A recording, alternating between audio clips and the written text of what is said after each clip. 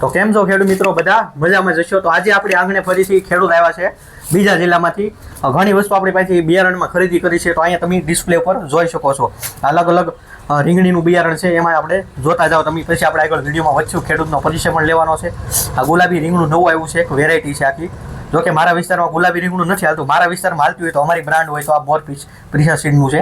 મોરપીસ variety છે. એને ગલકીની ખરીદી કરી. પછી આ એક સાગર રવૈ આવે છે રીંગણીનું બિયારણ, એ પણ ગુલાબી આવે છે. કાકડી છે, આ બધાની ખરીદી કરી છે. પણ એ વિડીયો જોઈને આવ્યા છે. મતલબમાં કેમ આજે આ ખેડૂત આવ્યો છે, આપણે એનો વિડીયો બનાવ્યો. એમ રોજ આપણા વિડીયો આજે ખેડૂત આવે છે એનો આપણે અનુભવને પરિચય લઈએ છીએ. દુકાને આવે છે કેમ કે એ આવ્યા છે અમરેલી વિસ્તારમાંથી. આગળ આપણે પરિચય લઈએ એટલે એનું ગામ કયું છે, તાલુકો કયો છે, એ બધું કહે છે.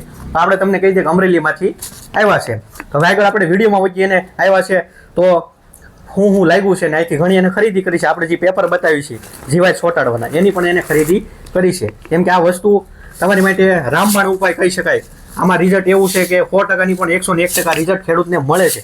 એટલા માટે આપણે આની વધારે ભલામણ કરી છે. તો હવે આપણે આગળ વિડીયોમાં વચ્ચે ખેડૂતનો પરિચય લઈ. તમારું નામ બોલો. મારું નામ સંજયભાઈ ગોવિંદભાઈ. હા હા. સાકળિયા. હા હા. જિલ્લો અમરેલી, તાલુકો બાબરા, હા હા. ગામ સુખપર. હા હા. હવે અમે આ રાજુભાઈ ના વિડીયો 2 વર્ષથી જોતા હતા. 2 વર્ષથી જોવો? હા, 2 વર્ષ યુટ્યુબ ચેનલ. હા હા. પછી અમને એવું લાગ્યું કે બી લેવાના એકવાર જવું છે. હા હા. અને રાજુભાઈ ની માહિતી અમને સારી લાગી કે એ બોલે એ જ બી આપે છે.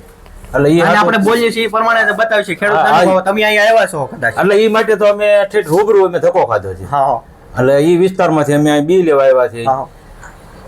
મતલબ ખેડૂત કાલે જયારે ફોન એમ કીધું કે એક વખત રૂબરૂ તમને મળવા માટે આવું છું. તમે બોલ્યા હતા કાલે ફોન. હા હા. નકર અમે સોમવારે આવવાના હતા, પણ રાજુભાઈ મળવા હાટું થઈને તમે શનિવારે આવ્યા. હા.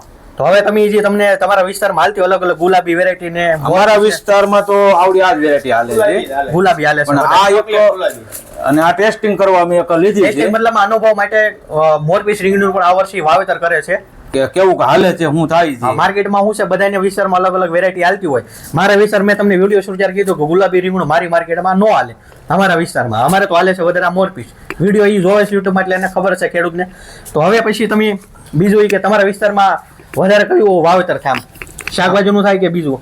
અમારે શાકભાજીના વાવેતર થાય ખરા, પણ આ ગુલાબી ચોકલેટ છે, કોઈ ભીંડો છે, હા હા, ગુવાર છે, એના વાવેતર વધારે થાય. તો તમે રોજ વિડીયો જોવો છો, માહિતી માર્ગદર્શન કેવું લાગ્યું આમ તમને? અમને સારું લાગ્યું. હા હા, સારું લાગ્યું. એટલે ધક્કો ખાધો છે. કેટલા કિલોમીટર થી આવ્યા? અમારે 200 ઉપર કિલોમીટર થાય. 200 ઉપર.